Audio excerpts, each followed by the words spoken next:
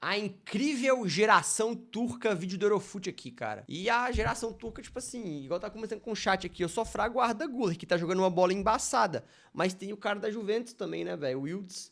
O Wilds tá jogando uma bola legal da Juventus, já pegou a camisa 10 também, mas vamos ver os outros craques aqui que eu, particularmente, eu não conheço. Eu achava que Arda Güler e o Diz já eram suficientes, que a geração turca já era boa, mas eu tava errado. Diante dos nossos olhos estão surgindo alguns jogadores fantásticos de um país que não costuma ser celeiro de craques. O que levanta a pergunta, afinal... Pô, mas a Turquia, mano, eles chegavam no mata-mata da Copa às vezes, né? Em 2012 a gente jogou contra a Turquia no mata-mata, não jogou não? A nossa semifinal foi contra a Turquia, pô. Não foi na Copa de 2002? Foi, velho. Quer ver? Aqui, ó. Semifinal, Turquia, fio. Jogamos contra a Turquia. Beleza que eles pegaram Japão e Senegal antes da gente, né? E o grupo da Turquia tinha quem? Foi no nosso grupo ainda, cara. É.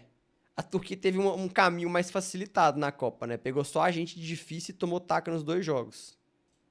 É, enfim. O quão boa Pô, a gente podia pegar um caminhozinho desse assim, né? Em 2026, velho.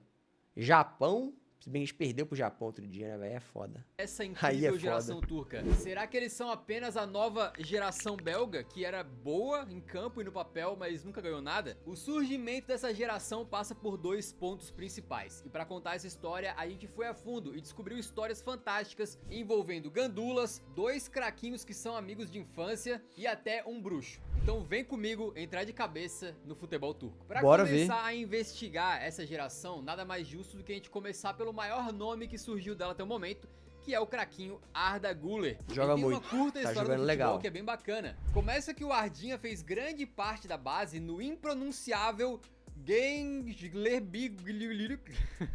É quase impossível falar o nome Não tem desse time como aí, falar o né? nome desse time. Onde o Arda tinha o apelido de Iki Busukluk, que eu com certeza não pronunciei correto, e se você não entendeu nada, fica tranquilo que eu também não. Mas numa tradução literal, esse apelido seria mais ou menos 2,5, que é como eles chamam os gandulas lá na Turquia. Né? O porquê exatamente, ninguém sabe. A gente pesquisou, cada um tem uma teoria. Acho que no final das contas era só pra me fazer falar aquela palavra impossível ali, né? Por falar em pronúncia, turco é complicado. O próprio Arda Güler, na verdade, lá na Turquia é mais Arda Güler. Mas o Güler, então, era gandulinha e jogava pelo Birliği. E certa vez um scout do Fenerbahçe tava lá pra ver outro guri jogando. Só que Arda Güler, que curiosamente aí é fã do Alex Cabeção, beleza? acabou se encantando pelo próprio Arda Güler que tava em campo. O cara viu o Arda Güler jogando meio machucado, né? Percebeu que o menino era esforçado e preparou então o famoso DVD do 2,5 pro pessoal da diretoria. E foi assim então que ele parou no Fenerbahçe pra finalizar o seu período na base. Pô, pior que nessa foto aqui ele tá com uma cara de tapado, né, velho?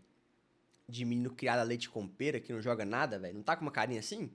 Parecia uma excelente combinação, um meia talentoso indo pro clube do seu maior ídolo, que é o brasileiro Alex, e lá no Fener ele estreou aos 16 anos de idade e 2 temporadas depois já jogava tanto que passou a usar a mesma camisa 10 do seu ídolo. E nessa época é inegável que ele já era um absurdo de bom. Demorou, né? Renatão. Ver os lances, ele tá sempre com a bola coladinha no pé, o que rendeu até aquele apelido sempre chato, né, meio desnecessário, de Messi turco. O que é curioso porque o Arda Güler nasceu em Ankara, na Turquia.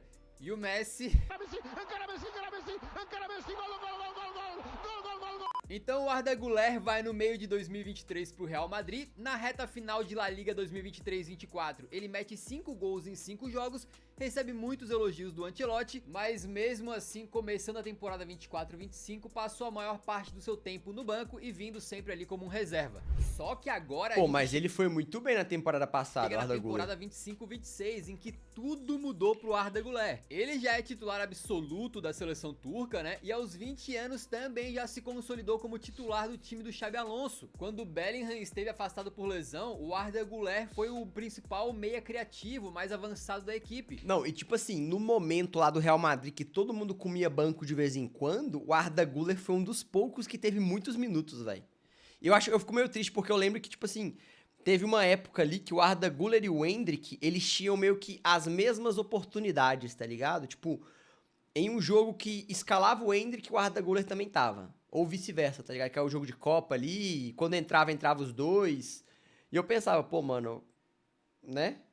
Estão tendo oportunidade. Só que o tempo foi passando, O Arda Güler começou a ser mais escalado, o Endrick menos, e hoje tá aí, né? O Endrick querendo sair do Real Madrid por empréstimo no meio da temporada ali. Saindo Foda, daquela posição triste. da ponta direita e jogando mais pelo centro mesmo na maior parte do tempo. Ele é um cara muito criativo e começou a temporada com 3 gols e 3 assistências nos seus primeiros 7 jogos de La Liga. Brabo. Talvez tenha chegado num ponto onde o Arda Güler não vá mais pro banco não. Ele se tornou Também acho que peça não. essencial pro Xabi Alonso. Concordo. E se o Bellingham voltar pro time, é possível que ele seja deslocado mais pro lado direito, veremos. E o Arda Güler, apesar de muito novo, representa um pouco essa nova E provavelmente esse deslocamento dele pro lado direito vai acontecer, porque o Rodrigo não quer jogar do lado direito, tá ligado? Então o Arda Güler acaba se tornando uma excelente opção, velho.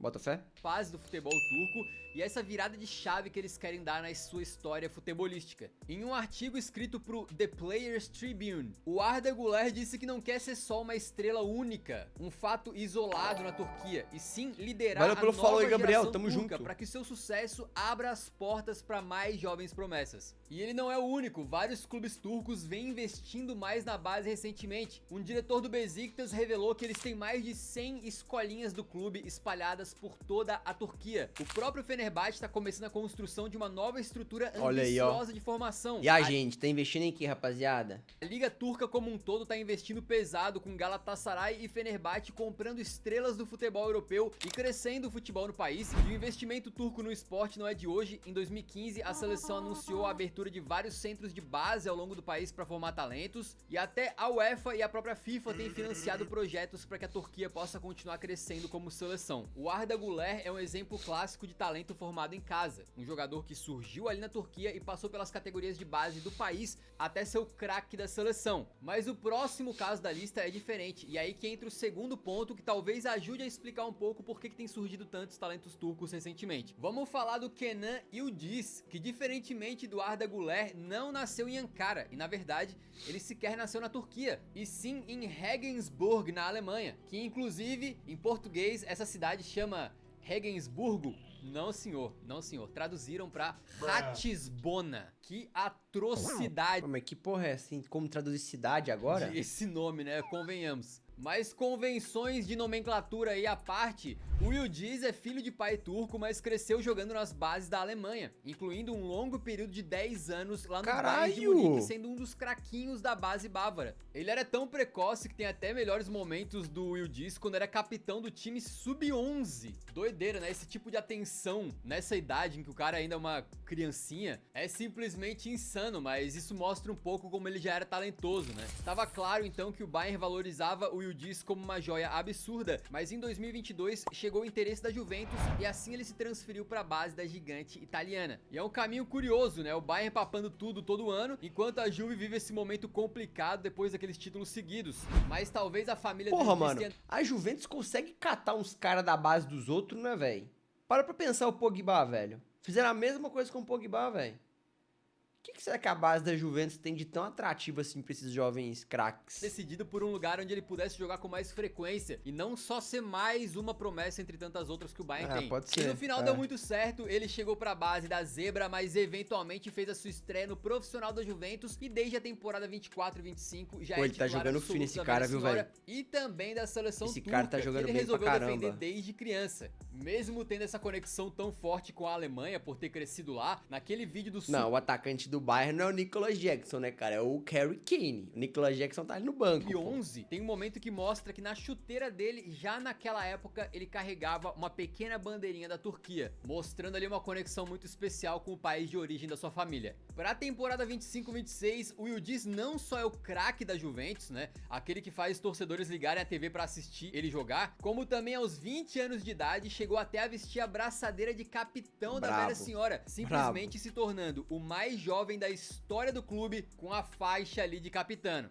Aí era melhor ter o Arda Yildiz. Güler mais pra direita, cortando pro meio, o Yildiz lá na esquerda, cortando pro meio e mandando no ângulo. Talvez faltasse uma peça nessa trinca de ataque. Porém, talvez não falte mais, porque tá surgindo um garoto de apenas 19 anos, que por mais que esteja correndo um pouco atrás dos outros dois, né, cresceu como um foguete nessa temporada. Can Uzun é um meia que começou a jogar conheço. pelo Nuremberg da Segundona alemã e fez uma temporada brutal lá em 23-24, com quase 20 gols, chamando a atenção então do Eintracht Frankfurt. Na Bundesliga o nível é mais complicado, então ele teve dificuldades para se adaptar na temporada 24-25, apesar de que o pouquíssimo que ele jogou parece que foi bem. Só que agora na temporada 25-26 parece que chegou o momento dele explodir.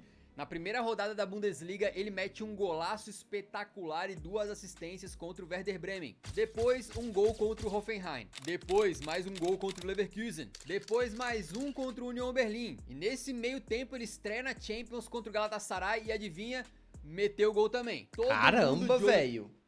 Interessante, hein? Rapaziada, pausando esse vídeo aqui pra falar que as lives vão voltar e agora na Kick, mano. A galera que gosta das minhas lives, gosta de assistir, vai ter a oportunidade de assistir elas na Kick agora. E lá a gente vai resenhar, fazer react, jogar jogo junto, mano. Ver os gols da rodada, trocar uma ideia e aquela coisinha básica ali que vocês estão ligados como é que funciona com o Ardão. Então, se você gosta do meu conteúdo, velho, já segue a gente na Kick, o link tá aqui na descrição, porque assim que eu entrar em live, você vai ser notificado, demorou? Valeu, tamo junto e volta pro vídeo. Aê, meu bruxo! Nele, um cara que ficou badalado do nada, e aí ele vai jogar contra o Borussia Mönchengladbach e deu uma baita assistência e marcou mais um gol. Um começo de temporada espetacular que rendeu a ele uma convocação para a seleção turca, onde ele vai jogar com o Arda e também como com ele o Yildiz, chama? que curiosamente é o seu amigo de infância. Exatamente porque olha as coincidências da vida. O Can Uzun também nasceu.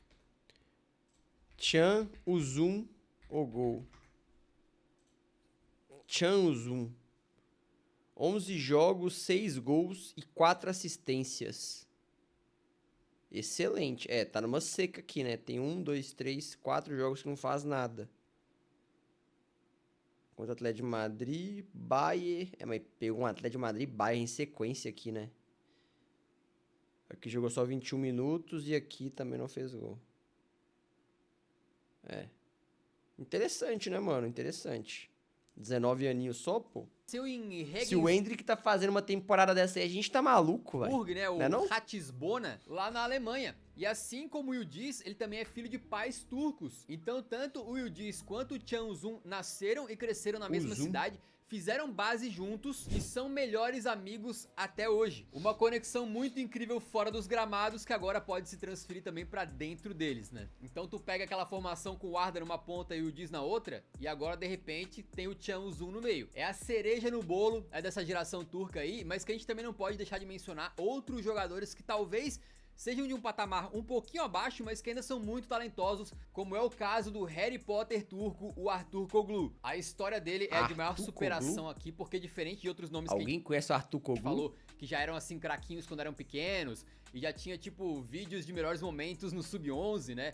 O Arturkoglu não. Em determinado momento ele vai jogar na 4ª divisão turca, não rende e acaba saindo de graça pro Karacabey, da mesma divisão, que era um nível muito próximo do amador. Eventualmente ele tem uma ascensão meteórica, voa da 4ª divisão direto pra 1ª pra ir jogar no Galatasaray. Aí não demora pra ele virar peça importante do Gala, ganha apelido do herói Harry Potter, vai pra seleção turca e usa o Podflu pra zarpar diretamente pro Benfica. Por lá, apesar de alguns momentos de contestação, ele vai bastante bem, faz 11 assistências e 11 gols na Liga Portugal, e agora que os principais times turcos ficaram mais endinheirados, o Fenerbahçe vai lá e paga uma boa bala pro Benfica. Ah, voltar pra casa, né, cara? Bom demais. Volta pra Turquia. Ele geralmente joga de ponta esquerda, mas na seleção tem feito o papel de atacante, como se fosse um 9 de mobilidade, né? Mano, bizarro, né, velho? Os caras, tipo, a Alaba pegando a 10 na Áustria, velho. Se mexe bastante e tá tal. Ligado? E nisso, a seleção turca começa a ficar bastante interessante, quase que com um quadrado mágico ali no ataque. E o foco não é a gente montar a seleção inteira da Turquia aqui, mas a gente pode falar de mais um camarada que brilhou junto com o Aktürkoğlu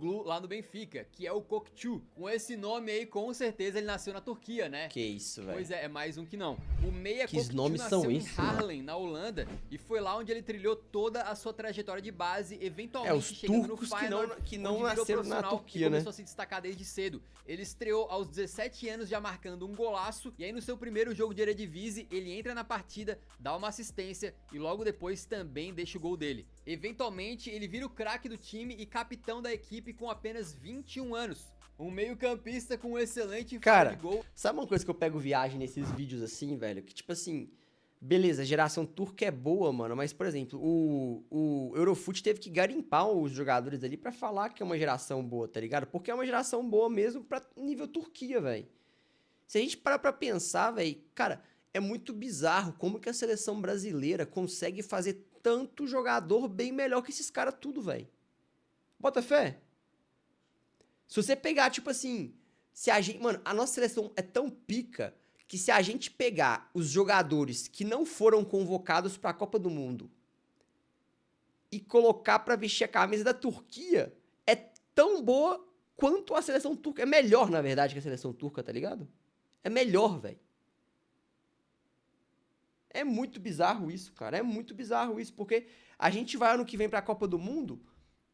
Mano, a gente foi pra Copa do Mundo passada, tipo assim, preocupado, tipo, mano, quem que vai ser nosso atacante, né?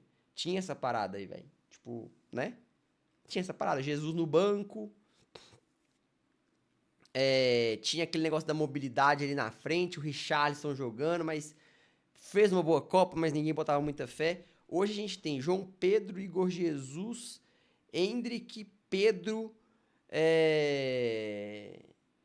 Quem mais? Tem muito cara, pô. Fala mais cara aí. Eu esqueci, velho. Esqueci os nossos atacantes, cara. Vitor Roque, tá ligado? É lógico que não são os caras pique Ronaldo, mas não são os caras bons de bola pra caramba, velho. O Neymar pode ficar fora da Copa. Na Turquia ele não ficaria nem mesmo sem uma perna, exatamente. É nessa pegada. Ele aí. vai pro Benfica por É nessa 30 pegada. milhões de euros e agora pra temporada 25-26, no momento em que os times turcos estão investindo pesado em contratações. O Sanézão Gala, tá que lá, o né, diga, velho? quebrando a banca pra levar o Osimhen, o Kökçü acaba então assinando com o Besiktas, que era o clube que ele torcia na infância. E pra fazer companhia pra ele na meiuca da seleção, ele pode ter ali um camarada que não é mais jovem, mas também tem uma história muito boa pra gente contar. O Tcharanoglu é bom de porque bola, o pô, mas é igual eu falei com vocês. Tcharanoglu Igual eu falei com vocês, eu não sou muito fã dele, não. é outro jogador turco que nasceu na Alemanha, mas representa a seleção da Turquia desde a base. Ele eventualmente se destacou no Hamburgo e depois no Leverkusen, desde cedo como um mago da bola parada, né? Uma batida na bola ali de dar inveja Não, pra todo mundo. o Tcharanoglu tem um gol de bola parada no meio campo, que é coisa de maluco, velho. E é curioso como todos os jogadores da Turquia que a gente falou até agora têm uma excelente qualidade técnica, né? A batida na bola deles geralmente é espetacular. Aí o Tcharanoglu vai pro Milan e depois vira casaca pra Inter de Milão, onde se torna peça fundamental daquele time do Inzaghi que chegou em 2 finais de Champions,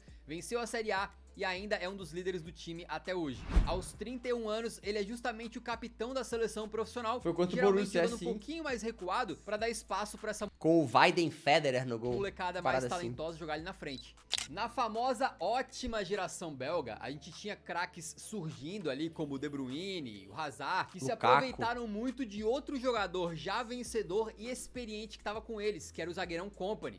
Então talvez o Tcharanoglu dessa ótima geração turca seja o Kompany do que era a geração belga. Falando faz em sentido. Kompany, essa inclusive é uma ótima comparação, porque aquela geração belga tinha muitos jogadores que tinham histórico de imigração, como o próprio Kompany e o Lukaku, que tinham pais aí vindo da República Democrática do Congo. E na Turquia, a gente tem visto vários jogadores turcos que nasceram em outros países, né? E não é à toa, principalmente os casos da Alemanha que a gente contou aqui, porque a comunidade turca é a maior de estrangeiros na Alemanha. E isso a gente vê até se refletindo em O Gundogan, pô, tem descendência, eu jogadores acho. da própria Alemanha, que tinham famílias vindo da Turquia, Gundogan tinha essa mas parada. que escolheram defender a seleção alemã, como foram os casos aí do Mesut Ozil e do İlkay Gundogan. Até pouco tempo, esses caras de nível altíssimo, como esses dois que eu acabei de falar, estavam escolhendo defender a seleção alemã. Mais recentemente, a gente tem visto o interesse cada vez maior da Turquia em repatriar esses jogadores turcos que nasceram em outros países, o que dá pra dizer que foi feito com sucesso nos casos aí de Yildiz, Can Uzun e Tcharanoglu. Inclusive, em 2010, o então técnico da seleção alemã, o Joachim Löw,